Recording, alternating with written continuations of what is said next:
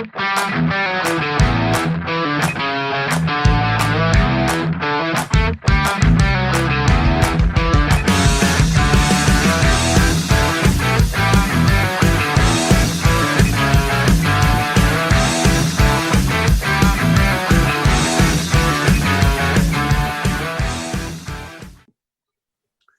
evening, ladies and gentlemen, and welcome to episode number 71, season 2 of the Mario and Chaos Show.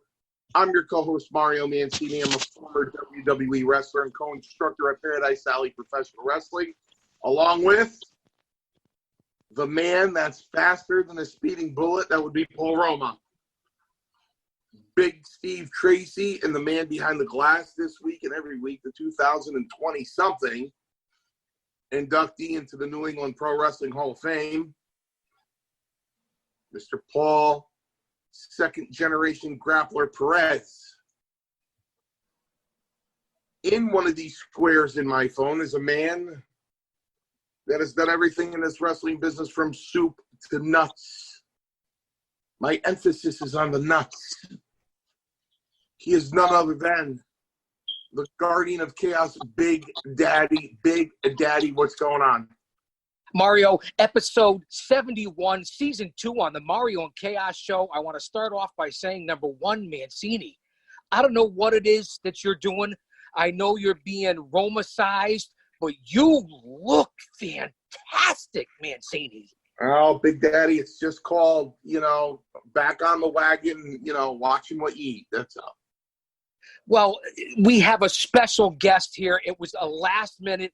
He was nice enough to hop on board with us. We are right now on the Mario and Chaos Show breathing rarefied air because here he is, the AirPod God, the most marketable man in pro wrestling, MLW superstar, and the current Caribbean heavyweight champion, and that would be Richard Holliday. Holliday, welcome to episode 71, season 2 of the Mario and Chaos Show.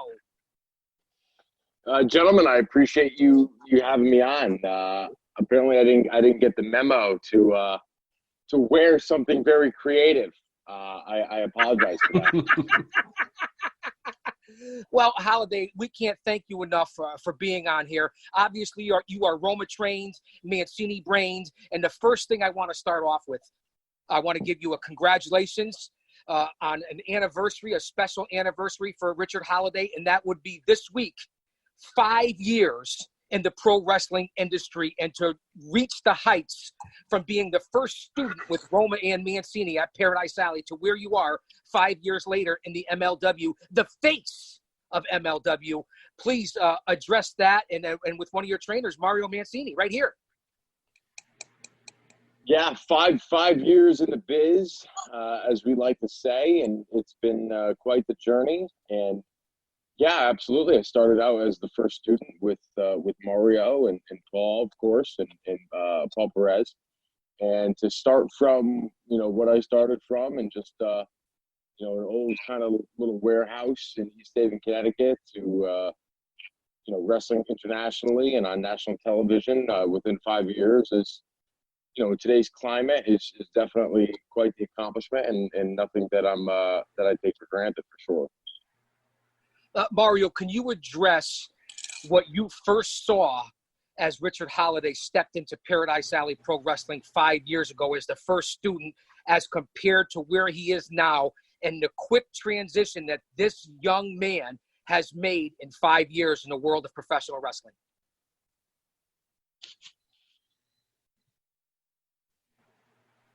Mario, I'm not sure if you heard the question. No, I did not. In fact, everything was frozen for quite a while. You're asking me about Holliday's success so far in the 5 years that he's been in the wrestling business? Yes, and the unprecedented amount of time and what it takes to get where Holliday was from the first student to where he is in the current climate, or even back in the golden era of the WWE in your days. Well, I'm gonna give you an example of the golden era so everybody knows and fans know exactly what track Holliday's taken. I could remember being with Ray in the locker room and just talking, just bullshitting with Herc in the dressing room. asking him where he came from, how he started and everything. And, you know, his comment to me was he starved for 7 years. You know, when Hogan started out with Beefcake and he was Hulk Hogan and he was Dizzy Hogan, they were living out of the back of a VW van.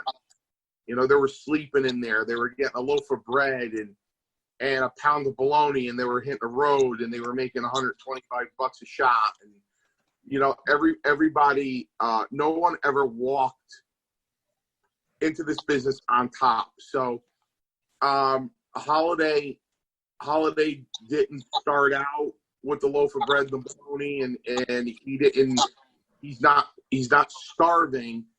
He started and he got a little bit above that in the 5 years. So, you know, you can only imagine where he's going to be in another 2. When he hits that 7-year mark, that 7-year mark seems to be the mark for people in the business to really, if they're going somewhere, if they have the talent that Holliday has. Typically, that's when he'll see it in NXT or a WWE or an AEW. You know, and I hate to say it like this. Of course, a year ago, we would never say it like this, but pending the pandemic. Oh, that's a valid point. And speaking of that, both yourself and Holliday are on location tonight because of the power outages and the storms that have swept through here in the Northeast. So I want to thank you guys, even just for being here on air. And that's an excellent breakdown and the unprecedented timing of Holliday's career. Now, Holliday, I want to ask you this. As Pro Wrestling Illustrated must have a genie in the offices there at PWI, because 2 years ago, almost to the day, and I would like you to address this, you were in Pro Wrestling Illustrated, the top magazine in the history of pro wrestling, as the one to watch. Here it is 2 years later. You're in a big feud with Savio Vega in the IWA and the Caribbean Heavyweight Championship. You were a tag team holder with MJF in the Dynasty with the tag team titles. And now you just signed a contract, a 2-year extension with MLW. What was it about Pro Wrestling Illustrated that forecasted the future of Richard Holliday? Yeah, the PWI one to watch is typically, you know, it's not a 100% accurate crystal ball, but they seem to nail it more often than not. And, you know, it was kind of a launching pad for me. I remember right around that time was when I won the ECW Super 8 tournament. And then, you know, I was published as the one to watch. And then, you know, shortly thereafter, I was signed to Major League Wrestling. And, you know, a year after that, I win the tag team championship. And then, you know, we wrestle on pay-per-view. And then I go international. And it just starts to snowball and snowball. And, you know, it all could be predicated from that moment where I was published as the one to watch. So, I mean, that was a great article for me and to help out my career and to, you know, get some recognition for, you know, Paradise Alley as the first student, you know, to be recognized, you know, in a major publication. And it's a good representation of myself as well. So I think, you know, they nailed it for sure. And I think you need to keep watching because I'm still doing some, you know, not surprising things, but very interesting things in the world of pro wrestling. Holliday, that's an excellent segue. And I want to flash back to Cicero Stadium in Chicago when yourself and MJF, who's currently, you know, AEW MJF 2020, and we'll touch on that. But that night on pay-per-view, Holliday, Saturday Night Super Fight, is when you went up against Ross and Marshall Von Erich as the defending champions that night for MLW, and you came out on the short end of the stick and lost the titles. Could you tell me, flashing back to Cicero Stadium and that pay-per-view against the Von Erichs? Yeah, I think maybe the shortage of the victory was probably because I was so preoccupied with knowing that this was the first ever pay-per-view that Major League Wrestling was going to be broadcasting. And who were the first people that consumers saw when they tuned into that pay-per-view? The first people that you saw was the Dynasty. Yep. And the first people to speak was Richard Holliday and MJF. So we were the footprint that laid the foundation for that pay-per-view. and that can never be taken away from us or myself. So that moment right there was huge, that the company entrusted us to kick off the pay-per-view and to kick off that match with us in the ring with some mic time. As you know, I mean, a pay-per-view is timed out, and that has to be, to the T. So to allow us to kind of have free range on the microphone, they kind of knew that they they had to give some extra time to the Dynasty, which meant a lot. Well, and since then, Holliday, the Dynasty has gone in a couple of different directions. Obviously, the original members are yourself, the Meat Castle, Alex Hammerstone, and MJF, obviously. Since then, Gino Medina has come on board, and MJF has gone off into AEW. Now, I know Hammerstone is the national open-weight champion right now. Where do you see the Dynasty moving forward, whether it be a reunion someday with MJF or with yourself, the Meat Castle, and Gino Medina right now in MLW? Well, I mean, I can't tell you the amount of people that will tweet at myself or Hammerstone and say that we need to go to AEW and we need to join MJF. And I really don't respond to any of it because it's really not necessary, because I tell people, if they want to see Richard Holliday and they want to see Alexander Hammerstone, then just watch Major League Wrestling, because there's so much that we have yet to do, and we have so much untapped potential, which is scary to even think about. In the future, could a reunion of us happen? I think we all know in this business, never say never. But right now, it's a complete focus on what I'm doing within the confines of Major League Wrestling and going forward in the short to intermediate future. Now, Court Bauer has quoted and said that, and I know you have a little social media rivalry going on with the owner of MLW, Court Bauer. He has said that you are pro wrestling gone corporate. With that being said, I want to bring up the Contra unit and the current heavyweight champion, Jacob Fatu. You're embroiled with Savio Vega right now in the IWA, and it's rumored you're heading down to Puerto Rico when the pandemic breaks open to wrestle Vega at the Roberto Clemente Stadium. With that being said, concentrating on the Caribbean heavyweight title, do you have any thoughts on Jacob Fatu and perhaps pursuing the heavyweight title at MLW? And then Mario could speak to the Samoan Dynasty. Well, I think when it comes to Jacob Fatu, he is the heavyweight champion. And would it be nice to be the heavyweight champion? Of course. Do I foresee myself to be the heavyweight champion? I do. But the fact of the matter is this, is that the Caribbean Championship, when it was with Savio Vega, was just a mere profit. And it really wasn't much. Because and that's just 100% truth. I would tell Savio that. He was right in front of me. Now, you do realize that Vega is a legend down in IWA, Mr. Holliday. You are aware of Vega's background. That's completely fine. Typically, the word legend has a connotation of past results. Nobody is a legend of the future. That's just not possible. So, yes, he is a legend, but I'm all about the future. I don't really care about what anybody did in the past, because it's in the past. I am making the Caribbean Championship as relevant as it has ever been. It is more talked about than the heavyweight championship itself, and it's still not even recognized as an official championship, which stems from my feud, quote unquote, with the owner of Major League Wrestling, Court Bauer. And that just goes to show what I'm doing with the championship and the recognition that I'm bringing to it and getting the consumers involved with that Caribbean Championship. I don't think Savio was doing that. I'll say that to say this. Do you see in the future perhaps a title versus title against Jacob Fatu? Without a doubt. Which would be a hefty wager on my end, because to risk my Caribbean Championship, I don't know if when that match happens, I don't know if the heavyweight championship is going to be at the same caliber. It's going to be tough. This is where I want to bring back in my co-host, Mario Mancini. Now, Mario, you have a long, extended history with the Samoan Dynasty, as does Paul Perez and as does myself. But you, better than anyone, seeing that Holliday may have a chance to go up with such a legendary family, and seeing that Holliday came into the business on his own, no connection, no social history, no legacy, no background like the Samoan Dynasty, what can you tell Holliday as an insider's point of view, someone who was in the ring, as you can see behind me on the shoulders of a wild Samoan Afa. Could you lend any inside notes, perhaps, on the Samoan dynasty and where they're coming from, Mario? David Sammartino was not Bruno Sammartino.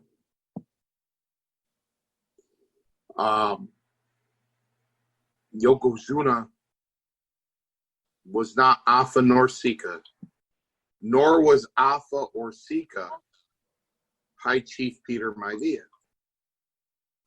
So, you know, and it happens everywhere. I mean, 15 years ago or 12 years ago, Michael Munson was in the Yankee farm system. Michael Munson never became Thurman Munson. So we're talking about 2020.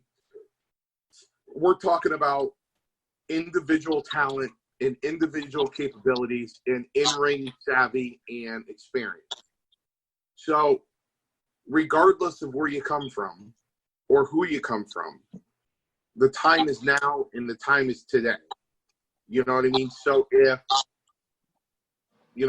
you put Holliday in the ring with Maivia or Afa, Sika, Rocky Johnson, the outcome is going to be different, but that's not the case and that's not possible. So he's going against another generation of a Samoan. But listen, I'm sorry I don't recall his name. May he rest in peace. But there was at one point the youngest and the smallest of the Von Erichs that had absolutely no talent at all. That was Chris Von Erich. In fact, it was said that he didn't even belong in the ring, and he was a Von Erich. So what did that, being a Von Erich, what did that bring him? So I think when you talk of lineage, I don't really think it applies. I just think it's raw talent. It's the 2020 raw talent, and it's up to the individual. Well, that's an excellent breakdown, comparing a Holliday's background of not having the lineage as compared to the Samoan dynasty or the Von Erichs, which leads me on to the roster, Holliday at MLW. And we've spoken about this in private before, and we spoke about this pre-podcast. You're in a locker room, and I've heard you address this on several other interviews, because Holliday, as far as social media, there's nobody that's faced that's out there more than Richard Holliday. You're in the locker room, Holliday. We already talked about the Samoan dynasty. We already talked about the Von Erichs and their lineage. And we talk about Brian Pillman Jr. And we talk about Davey Boy Smith. We talk about all the history that goes on in the MLW locker room. Can you speak to how you've been treated and just the genuine atmosphere in MLW as far as a brotherhood and the talent are to each other and the way Court Bauer is running MLW? Well, Court's done an excellent job of plucking talent from a lot of the major families in professional wrestling. And, to Mario's point, it doesn't really matter who they had pancakes with as a kid, with breakfast. that doesn't mean anything. But, they are quite talented, the Von Erich boys and, the other wrestlers that you had mentioned. So, but I think when they look at me, they look at somebody who is 100% just raw talent, just no family lineage. Just getting it done by himself. And I think that's more impressive. And Court knows when he has a diamond in the rough per se. That's more impressive. And that's why he's building the company around myself. Now, I want to ask you this question, Holliday, because I did see the video and I've seen most of your appearances. You are an international star as we speak. And right before the pandemic hit in March, you were in front of thousands down in Mexico City and down in Tijuana, if I'm not mistaken. Can you speak to your experience about being in the legendary Lucha Libre area of Mexico and the dangerous area of Tijuana, how you were treated by the fans and how you were received? Because I'll tell you one thing, heat follows Holliday wherever he goes. Well, I will say this: the consumers of Tijuana are some of the rudest and most obnoxious consumers that I've ever had the displeasure of performing in front of. One of them in particular, after I was victorious in their native land against one of their heroes and chessmen, decided to throw a beer at me. And while I am disgusted by beer just in its natural state, when it is thrown on me, I don't appreciate it even more so. But I will say this: they're very passionate about professional wrestling down there in Tijuana. In Mexico as a whole, and to perform in front of 5,000 consumers is always exhilarating. But, just something about Tijuana that I just personally don't like. I much prefer San Diego or, Los Angeles if I'm going to go out west. Well, speaking of merchandising and marketing and consumers all over the country, and especially down in Mexico where you're a big hit now, Holliday, whether they threw a beer on you, unless it's based on Maspina, I mean, it doesn't matter. What I want to talk about, we know you're the ear pod god. We're well aware of that. How is the Dynastic coffee going, Mr. Holliday? I want to speak about Dynastic coffee. There's a brand that I'm working on. What was that? I think you're freezing up. I'm just wondering, how is the market? How are the second quarter shareholders meetings going with Dynastic Coffee? I mean, I know you're big on branding and consumers. I believe we're having a power outage here on the Mario and Chaos show. What I would like to talk, apparently the Dynastic Coffee is going well. What I would like to talk about, Holliday, can you hear me as we speak? Yes, 1 second. I apologize. Well, that's okay. I get to look at Mancini because he looks tremendous. Mancini, are you in the office right now? Are you still working? I had to come here to do the podcast. Big Daddy said no power. Well, while we're having a brief intermission here, a brief break, waiting for MLW superstar Richard Holliday, fans, go out to sweetheal.com. It's the perfect opportunity to go see my buddy, Mr. Hempel-Stilskin, for all your CBD needs. It's the wave of America. It's the wave of the future and wellness and sports in general. Mr. Hempel-Stilskin, go visit sweetheal.com. It's Connecticut owned and Connecticut grown. Support your local businesses. Now, Holliday, are you back with us? I am. I would like to talk about, let's get off MLW for 1 second, although I want to bring up an incredible woman that I know you're at odds with in MLW. We'll get to that in 1 second. Can you give me your thoughts on Beyond Wrestling and the heavyweight title and what took place when you won the heavyweight title for Beyond Wrestling? Yeah, I threw it in the trash. It was one of those things where, Beyond was experimenting with something different. And we know that Beyond doesn't do championships, and they did the one night tournament and I won it, of course. And I just said, you know what? I am a man of tradition, and I feel like this championship is just not going to be accepted by the consumers. As much as I could have, made it, I just didn't have the desire to do so. I was more so focused on the Caribbean Championship.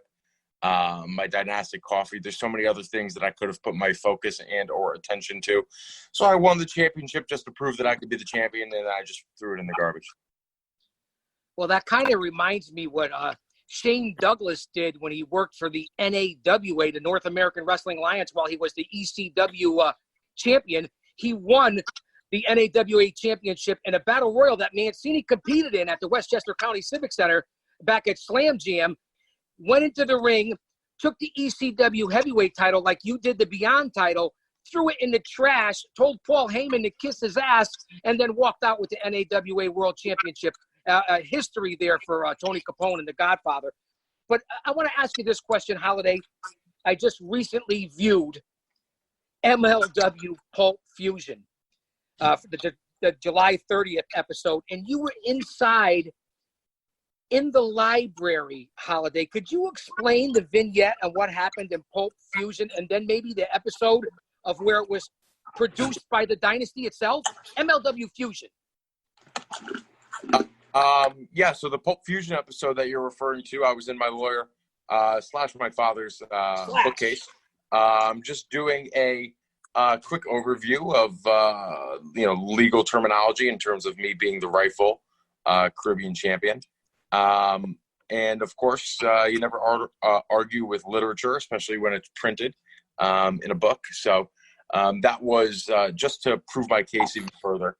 Then I'm sorry, you're referring to the dynastic episode of Fusion that we produced. Yes, it was. If I'm not mistaken, Holliday, it was about a month ago, maybe 6 weeks ago. The dynastic episode of Fusion was unbelievable. Can you break down the concept? Who came up with the idea? Who was the actual producer for the dynasty episode of Fusion? Yeah, that was a few months ago, but because it was so good, it does seem like it was a short time ago, right? It's very, very prevalent in your mind, I suppose. Correct. But that was produced by us three. I mean, that was me, Max, and Hammerstone, and we came up with basically the start to finish per minute of what was allowed on that taping. Now, seeing that you're still the Caribbean champion, we don't know where that's going to go. Is there any future thoughts of yourself and Hammerstone, or maybe even Gino, because I'm not sure of his status with the dynasty still? Do you have any thoughts of trying to recapture the tag team gold from the Von Erichs in MLW? Yeah, absolutely. And I think Hammerstone would be the correct choice to go after those tag team championships. That way we can both be dual champions. I think that brings a little bit more honor to the dynasty. And just to be honest, I trust him more. Now, I sense a little, I've seen it on the programming, I sense a little tension between the Meat Castle and yourself and Gino Medina. Am I off on this in my investigative reporting? Breaking news? No, not breaking news, but Gino was certainly an interesting recruit, and we'll see how he pans out. I'll leave it at that. Your thoughts, Mancini? Look at the size of those calves. They look like bowling pins, Mancini. What did you squat at one time when you were powerlifting? 600 pounds. 600 pounds? Yeah. You were a strong bastard. That was in Seabrook, New Hampshire in 1989 when I was 23. All juiced up. Wow. Bowling pins. You had me distracted. I want to throw this name out at Holliday, and I know Paul Perez knows this name and knows the photos because on our Mario and Chaos Twitter site, we retweet a lot of her photos. And I know that Holliday, at one time, you had some muy caliente with this young lady, and that would be Selena de la Vega. Can you comment on that young lady and the issues that you guys had in the past? Selena de la Renta. De la Renta. Well, you know what Bully Ray says to me on Busted Open Radio? Give me 5 spots and I fuck up 4 of them, Holliday. Well, Selena is certainly a spicy individual. She is, she's a very alpha female, as you could say, and she brings a lot to Major League Wrestling. She certainly does. Not to outshine me, of course, but she does bring quite a bit of flavor to the program. While I have you here, Holliday, and we have the owner of Paradise Alley, Mario Mancini, class of 2014, New England Pro Wrestling Hall of Fame, future Hall of Famer Paul Perez, I want to ask you about the current roll call of champions at Paradise Alley Pro Wrestling. I'm just going to throw out a few names, and if you could respond to your former home, seeing that and it will always be your home, seeing that you were the Paradise Alley Professional Wrestling Heavyweight Champion.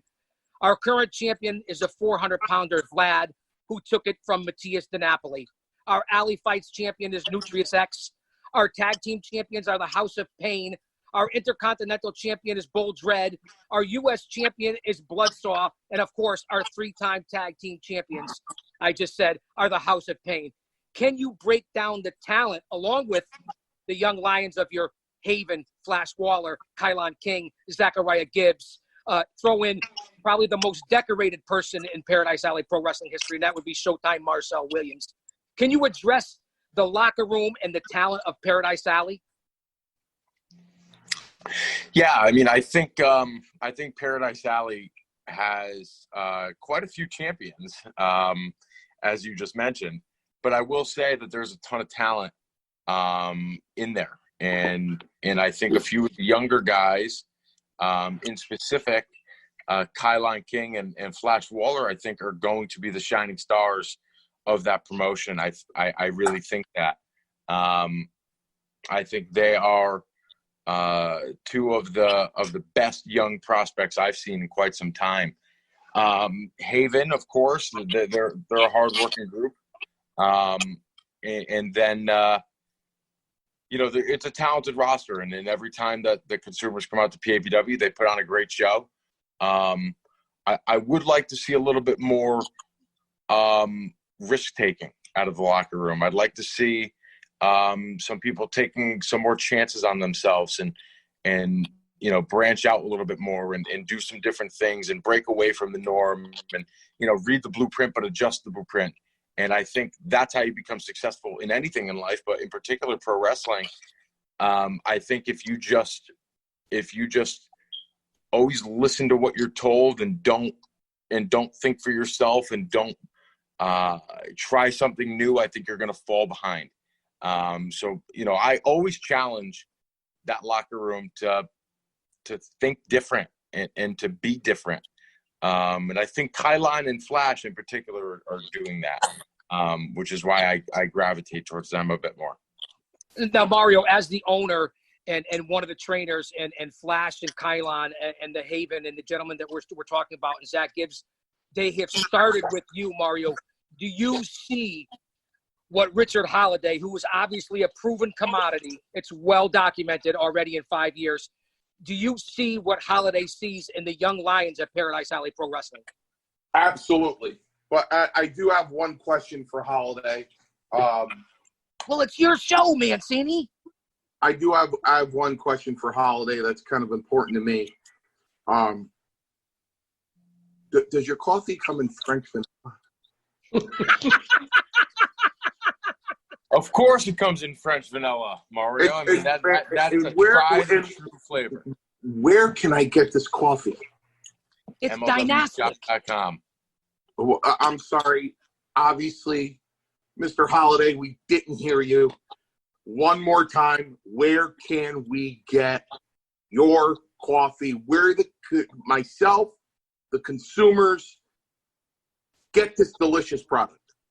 Well, the product itself is still in production. We're still figuring out final flavors and ingredients. However, you could buy the Dynastic coffee mug, which does improve any normal cup of coffee by 12%, actually, statistically proven, if you do drink it out of the Dynastic coffee mug. So your normal everyday day-to-day coffee could be 12% better if you do buy this mug. So I will say that.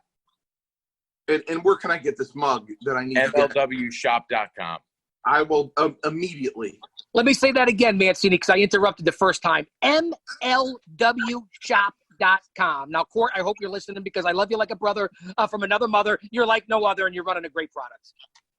Holliday, I want you to break this down.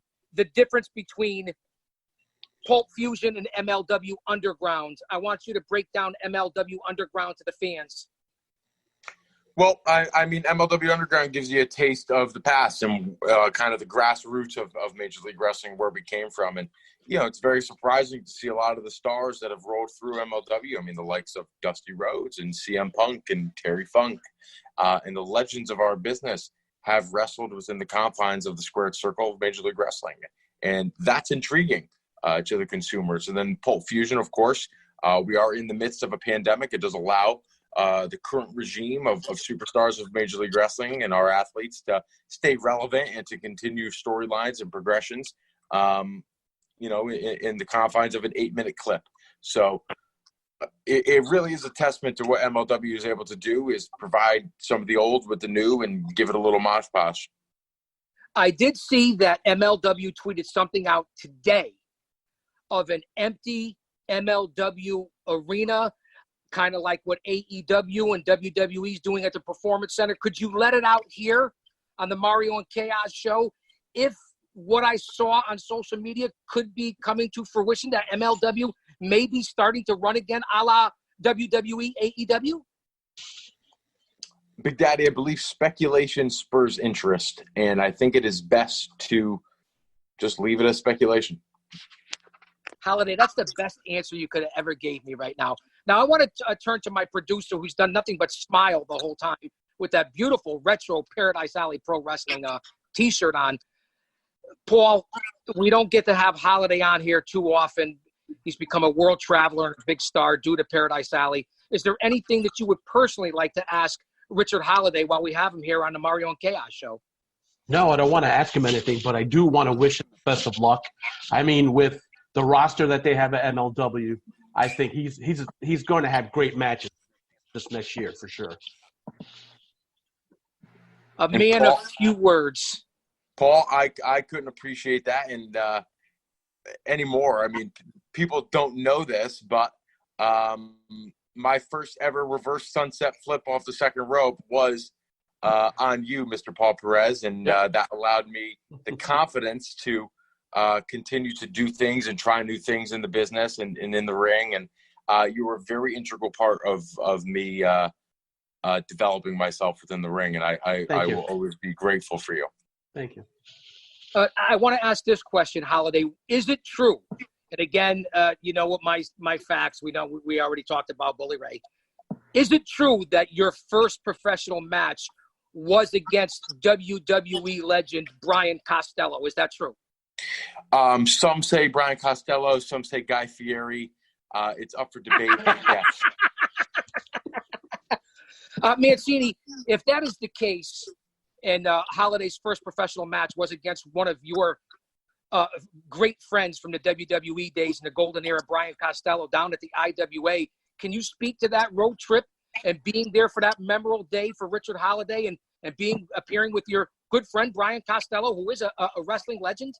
Well, listen, after being on the road for the years I was in professional wrestling and seeing basically everything and doing a lot myself, it's always fun to take at that time a rookie on the road for a road trip that long. It's a lot of fun, and it's a good experience. This is the way I want to end it up is this about Richard Holliday. I spoke to a wrestling promoter that has had a long layoff, and that would be Tony Capone. And when I mentioned Richard Holliday to him, I said, listen, he's the real deal. So when you tell somebody that's been in the wrestling business for 30 years about a wrestler and he's the real deal, it means that his skills in the ring are not above average, they're excellent. It also means to me, you, Perez, and Capone, when I say he's the real deal, he's a pro wrestler. He looks like he can go into the ring in 2020. He looks like he could go in the ring in 84 against Piper, against Valentine, against Ordendorff, against all the guys we faced. 6'3", 235, 40 pounds. He's a big human being, and he takes that size. He's very careful with his training, very careful with his diet, and he displays those skills in the ring at a high level. So that's how a veteran of back in the day, if to say, hey, this guy's the real deal, that's what that means. So there's no other place to go but up for Holliday. He's not going to go down. He's just going to keep going up because he's got the goods. You understand? You have a good-looking guy. You might be 215. You might be 5'10. and he throws 86 miles an hour. Then Holliday takes the mound, and he throws 99. That's the difference. And the guy that's going to throw 99, he's going to make it to the major league, which is ironic because that's the name of his company, isn't it? Major League Wrestling. So, he's got a lot in front of him. He's got a long career in front of him. He's got a lot of experience in front of him. He's got a lot of road in front of him. And I think he's pissed me off a lot during these 5 years, but he's the one that ended up being right, and I was the one that ended up being wrong. Because I said, "You're a wrestler," and he says, "I'm in the business." I said, No. You're a wrestler. He goes, No, I'm in the business of wrestling. And I'd walk away from him. I'd be very angry. But you know what? He built that business around consumers. And he goes in as business. He's got the AirPods. His whole career, his whole persona is business. So I'm the one that was wrong, and he was the one that was right. So you know what? He's doing the right thing. Hence the most marketable man in pro wrestling. Holliday, inside and outside of the ring. Right, Paul Perez, inside and outside of the ring. When he walks into the locker room and walks into the arena, you could see the air of confidence, the machismo, if you will. I've been around this business for 35 years as a manager and as a scout, and Holliday is a 5-tool player. There's no two ways about that. Holliday, I know you're short on time. I know you're on location. I want to ask you this question before we let you get out of here. And I know you're an MLW. It's well stated. If you want to see Richard Holliday, you see him in MLW. I understand that, all due respect. I want your advice or your opinion or your outlook post-pandemic, and if we get through this pandemic, pre-pandemic, post, whatever you want to call it, the landscape of professional wrestling with WWE, AEW, MLW, New Japan, Ring of Honor, Impact, the NWA. The list goes on and on with competition, the independents, the major leagues. Your opinion on the future of pro wrestling, like MJF said, and I hate to keep bringing it back, at your age, at his age, perfect example, you guys will be in this business for the next 15, 20, 25 years. Your thoughts on the future in the landscape of professional wrestling? I mean, it's ever changing. It's ever growing. It's kind of like the conversation that I had with Mario about when I pissed him off and I told him that I was, I believe that the exact term, Mario, was I was in the entertainment business. Right. And I think maybe what triggered pissing you off that much was how I don't even think I had a match at that point.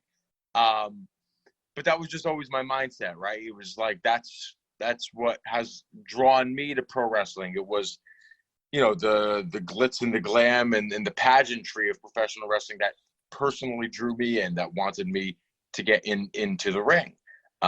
Whereas vice versa, when you had got into it, it was more so the actual in-ring competition that drew you in. So neither one of us were wrong, and quite frankly, that also means that neither one of us are right. But the business is ever changing. It's all about adaptation, and I think it's all about what Mario mentioned before about how I, marketing and AirPods and rarefied air and consumers, and how I've built my kind of persona around that. And that's taking a chance. That's taking a leap. And trying to be different in a business where there's so many people trying and gunning to be the guy or somebody who is recognized within pro wrestling. You'll never get recognized if you're just a good wrestler. It's just not the way it's going to work. You have to offer more. You have to view yourself and look yourself in the mirror and say, would I put myself on TV in an 8-month program with this other wrestler? Could this work? And if you don't offer anything, then it won't work. So it's, wrestling is all about engaging the consumers. And especially in 2020, you need to engage your consumers because I think we lost on the first because they used to be. We're not as long-lasting as they used to. They're not long-lasting attention spans. So if you don't hold their attention, they're not going to care. So how do you get that attention? And I think our generation has learned that. And it's difficult, but that's kind of the landscape. But there's so much wrestling. There's an oversaturation in my opinion. It really is. So much. How do you stand out?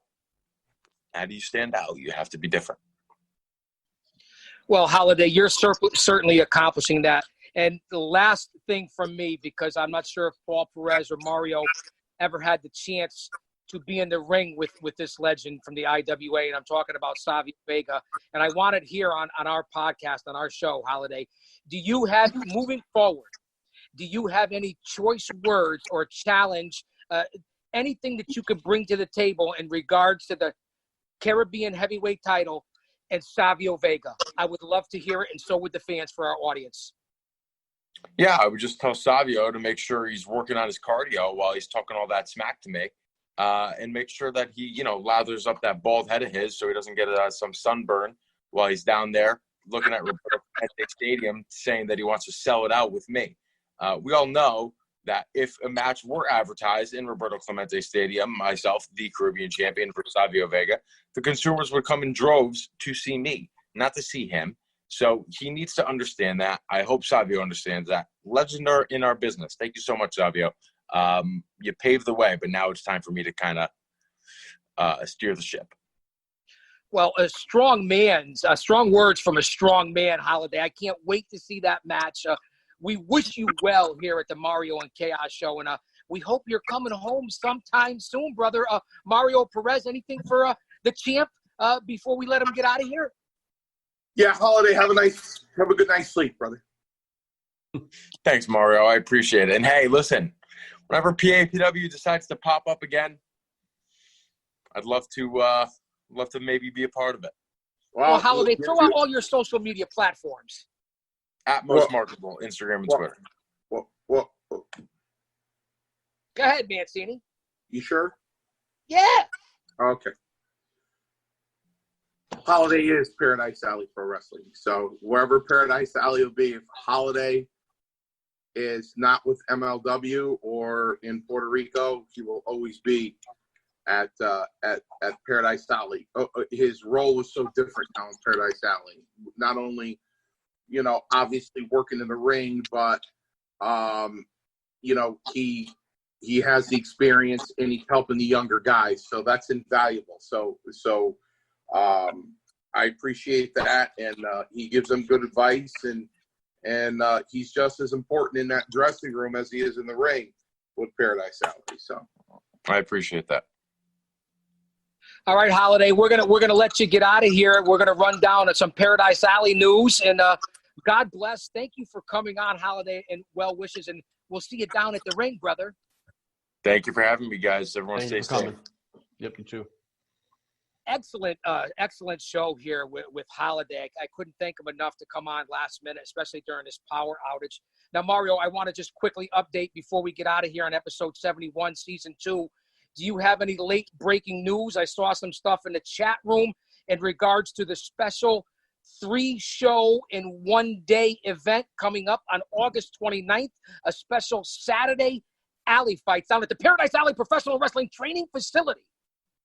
Well, again, what was brought up to me by the multifaceted Joanne, and I say that because she could be in the front row chanting somebody's name just like a regular fan, but then she could be breaking down a WWE match that is either good or bad, and she knows what she's talking about. Or she could be talking about the business as a whole and different independent companies. But in this case, she also reminded me that I need to get phase 2 clearance in order to run this show. And if I don't have that clearance, it's going to be difficult to run this show. And I assured all the staff in Paradise Alley, which is my job, that I will make sure I get that clearance. She also attended the class on Monday night to watch the students that have been there for a couple of years along with the rookies, and looked around and said, place has to be spotless. You know what I mean? So,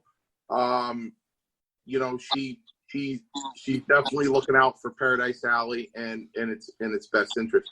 So I need to, she's going to send me a link where I could apply for phase 2 clearance. It's going to be half the capacity. I don't want to include the staff in that capacity. I'm hoping I don't have to do that. Well, Mario, if I'm not mistaken, that's why the 3 different bell times and 3 different shows, technically, so to speak, because of the social distancing and the guidelines. Right, and the seats have to be distant 6 feet apart, and they have to be staggered and everything. So again, I hope it's not to include staff, because we have a lot of staff. I can't have 20 staff members and 15 fans. You know what I mean? So I'm hoping it doesn't include the staff, but half the capacity, and we're gonna have to X out things and it visibly. It maybe put up all the chairs and just put caution tape on on 2 chairs, then have a fan, 2 chairs and have a fan. We're gonna work it out. So that's the way it's gonna run. Again, I hope I don't have to count the staff, but I have to get phase 2 clearance in order for this show to happen. Well, that's a valid point. Obviously, at Paradise Alley, myself, Big Steve, Roma, Perez, and yourself have spoken about this. The fans in attendance and obviously the talent as well and their families are the most important thing at Paradise Alley Pro Wrestling. And with that being said, fans, tomorrow night and every Wednesday night between 7 and 8 o'clock, it's Paul Roma, the head trainer at Paradise Alley, with Avi Klein on Maintaining the Truth. Now, fans, it's on Facebook Live. They're getting set up for Twitch also. If you don't go out and listen to Avi Klein and his platform, where he's got Del Wilkes, he's got Paul Roma, he's got the Magnificent Morocco, he's got Bill DeMott, he has Glacier, he has Duke the Dumpster Drosy. What an unbelievable podcast. And it's even rumored that Mancini may be having a show on the podcast platform with Avi Klein. But fans, Maintaining the Truth Wednesday nights on Facebook Live. Obviously, yours truly on international and national radio every Thursday night on the infamous worldwide Dino Costa show for Chaos Corner. Now, what I'd like to do, Mancini, is just run quickly through our roll call of champions. Nothing has really changed, but we like to update the fans. Your heavyweight champion is still Vlad. Your United States champion is still Bloodsaw. The Intercontinental champion is Bull Dread. The Alley Fights champion is Nutrius X. The King of Paradise is Nick Delta. The reigning Hercules Hernandez Memorial Tournament winner is Showtime Marcel Williams. And, of course, your 3-time tag team champions at Paradise Alley, and that would be the House of Pain. Is there anything that, Mario, would like to send out to the fans, keep them updated, where they can catch us on social media, at Twitter, obviously Mario and Chaos podcast on YouTube, Facebook, Instagram? What else can we tell the fans? ParadiseAlleyProWrestling.com. That's the best place you can go for all the information. And you can catch our producer, Paul Perez, at PAPW Griever on Twitter. Mancini is, I believe it's at WWF Mancini. You can catch the legend. And, of course. I don't know, Big Daddy. I haven't been on Twitter in so long. I think that's it. Where can people catch you on social media, Mancini? They can catch me on Facebook. And what is your information on Facebook? Well, they could just put Mario Mancini, and they'll catch me on Facebook. They can catch me on Instagram, Mario Mancini on Instagram. Well, I'm getting a lot of viewer mail that's clogging up my social media in regards to the Mario Mancini career. And fans, I'm at Big Daddy GOC, and the GOC stands for the Guardian of Chaos. Episode 71, Season 2, Mancini, Perez, we made it through the hurricane, the power outage. We're going to make it through the pandemic. Mario, take us out of here. Ladies and gentlemen, please do not forget to tune in for episode number 72